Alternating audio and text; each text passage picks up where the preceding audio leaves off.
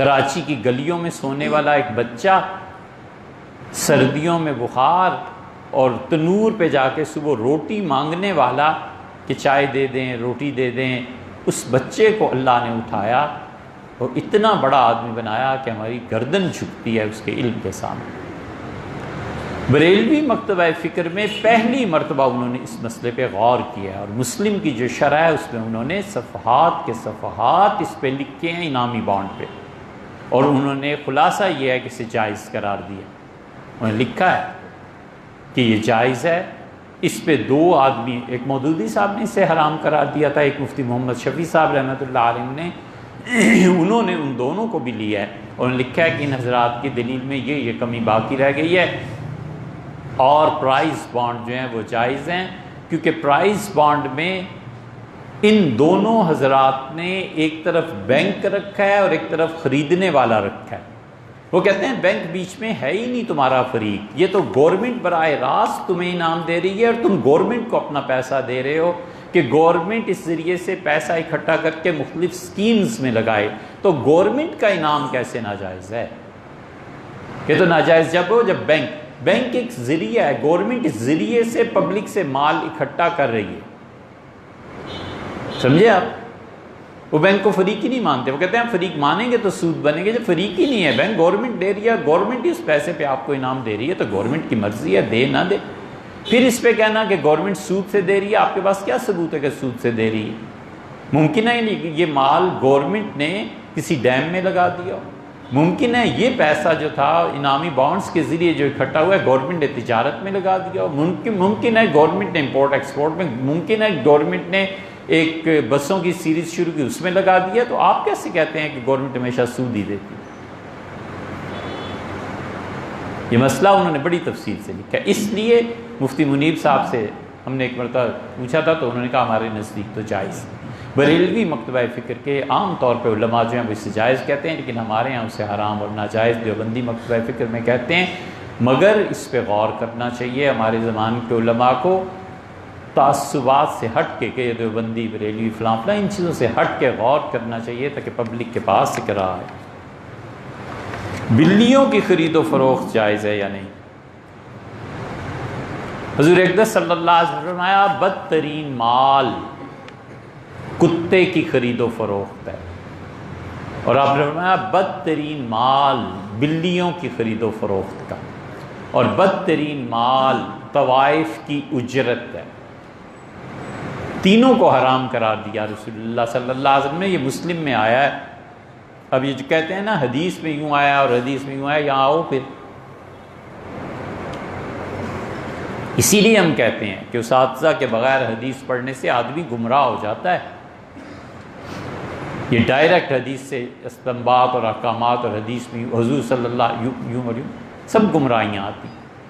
یہ اس وقت کی بات ہے جب رسول اللہ صلی اللہ علیہ وسلم نے بلی کو ناپاک قرار دیا تھا اسلام کے آغاز کی، اور ان تینوں کی کمائی کو حرام قرار دیا تھا، کتا، بلی اور تیسری۔ اور پھر بعد کے زمانے میں رسول اللہ صلی اللہ علیہ وسلم نے بلی کے پاک ہونے کا حکم ارشاد فرما دیا تھا۔ فرمایا انہا طوافین علیکم والطوافات، ان بلیوں کا کیا کہنا ہے، ان میں کیا حرمت ہے، یہ تو تمہارے گھروں میں آنے جانے والے پالتو جانور ہیں۔ اور رسول اللہ صلی اللہ علیہ وسلم وضو فرما رہے تھے اور اس پانی سے بلی نے پی لیا، پھر بھی رسول اللہ صلی اللہ علیہ وسلم سے وضو کر لیا۔ اس کا مطلب یہ تھا کہ بلی کو بعد میں پاک جانور قرار دیا گیا، جب پاک جانور قرار دیا گیا تو بلیوں کی خرید و فروخت جائز ہو، اسے کوئی حرج نہیں۔ ابھی حال ہی میں ایک شخص نے مہدی اور خلیفہ راشد ہونے کا دعویٰ کیا، آپ اس کے بارے میں کیا کہتے ہیں؟ لے جاؤ اسے، بالکل نہ چھوڑو، مذہبی جلادوں کے پاس مہدی ہونے کا دعویٰ کر دیا نا، خلیفہ راشد ہونے، آگ لگا دو، بالکل حرام ہے جو اس آدمی کو جینے کا حق دو۔ جعلی اکاؤنٹ میں جو پیسے آتے ہیں اس کے بارے میں، اس لیے یہ مذہبی جو ٹھیکیدار ہیں نا، یہ جو مذہبی جلاد ہیں نا، انہیں سوچنا چاہیے کہ انسان کو دنیا میں جینے کا بھی کوئی حق ہے یا نہیں ہے. مارو گے سب کو، قتل کرو گے، اور پھر تم اپنے سے بڑے یا چھوٹے یہ خود ہی فیصلہ کریں. مذہبی ٹھیکیدار بھی اور پولیس بھی کون بڑا جلاد ہے، ان کے حوالے کرو گے. دیکھیے، مہدی ہونے کا دعویٰ اس کا آسان حل ہے، اس کی تفصیل نہیں بیان کی جا سکتی. صوفیہ جو اللہ اللہ کرتے ہیں نا، تصوف میں ایک مقام آتا ہے جس مقام پہ پہنچ کے اسے غیب سے کہا جاتا ہے کہ تم مہدی ہو. بار بار کہا جاتا ہے تم مہدی ہو. جس آدمی کا کوئی شیخ نہیں نہ ہوتا، یہاں پہنچ کے وہ دعویٰ کر دیتا ہے کہ میں مہدی ہوں اور جوتے پڑھتے ہیں. اور جس آدمی کا کسی صحیح روحانی شخصیت سے تعلق ہوتا ہے، وہ مرید کو نکال کے لے جاتا ہے. خود میرے شیخ نے مجھ سے بیان کیا، اور یہ ان کے صفحات اب تو چھپ بھی گیا ان کے خطوط میں. انہوں نے کہا کہ مجھے بار بار کہا گیا کہ تم مہدی ہو، مہدی ہو، مہدی ہو. مجھے سمجھ نہیں آتی تھی میں کیا کروں، یہ مجھے کیا کہا جا رہا ہے. 2 واقعات ہیں چھوٹے چھوٹے. حضرت رحمۃ اللہ فرماتے ہیں، میں نے اپنے حضرت کو لکھا کہ حضرت چند دن سے مراقبے میں مجھے یہ کیفیت پیش آ رہی ہے کہ بار بار مجھے کہا جاتا ہے کہ تم مہدی ہو، مہدی ہو، میں کیا کروں. حضرت رحمۃ اللہ نے لکھا کہ آپ کے لیے خوشخبری ہے کہ آپ اللہ کی صحیح راہ پہ چل رہے ہیں، اور یا یہ خوشخبری ہے کہ آپ کے شیخ جو کچھ آپ کو بتا رہے ہیں وہ صحیح. اور انہوں نے ایسی توجہ اور دعا کی کہ بس اس خط کا ملنا تھا اور اس کیفیت کا زائل ہونا. یہ تو خط ملنے کی بات تھی انڈیا سے. رائے پور خانقاہ میں ایک اچھے خاصے بزرگ خانقاہ میں اٹھے ہیں اور گھوم رہے ہیں، کسی سے بات نہیں، کبھی رو رہے ہیں، کبھی کچھ ہو رہا ہے، کبھی کچھ ہو رہا ہے، اور انتظار ہے کہ شاہ عبد الرحیم صاحب رائے پوری رحمۃ اللہ علیہ تشریف لائیں. بڑا مقام تھا حضرت کا. 1920 میں غالباً حضرت کا انتقال ہوا تھا رحمہ اللہ. اور وہ آتے تھے دن چڑھے، اشراق وغیرہ مسجد سے فارغ ہو کے پھر اپنا ذکر اذکار کئی گھنٹے میں لگتے تھے.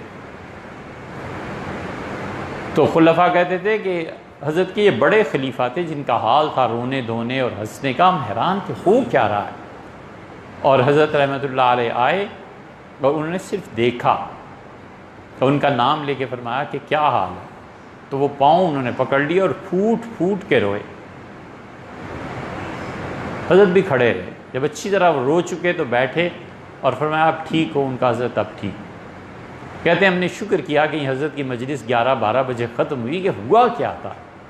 جو ہی حضرت اندر گئے ہم نے پکڑ لیا. ہم نے کہا خلیفہ صاحب ہو گیا تھا. کہنے لگے کل شام جب مغرب کی نماز پڑھی ہے تو بار بار مجھے کہا جا رہا تھا تم مہدی ہو، مہدی ہو، اور رات تو اتنے زور و شور سے فرشتوں نے کہا کہ میں گھبرا گیا کہ مہدی ہونے کا اب دعویٰ کروں، اور اس لیے میں پاگل ہو گیا. کبھی روتا تھا کبھی ہنستا تھا. حضرت رحمۃ اللہ نے ایک مرتبہ جو مجھے دیکھا ہے بس ختم ہو گیا سب. تو میں رویا اپنے حال پہ. حضرت نے اسی لیے پوچھا کہ اب ٹھیک ہو؟ ٹھیک.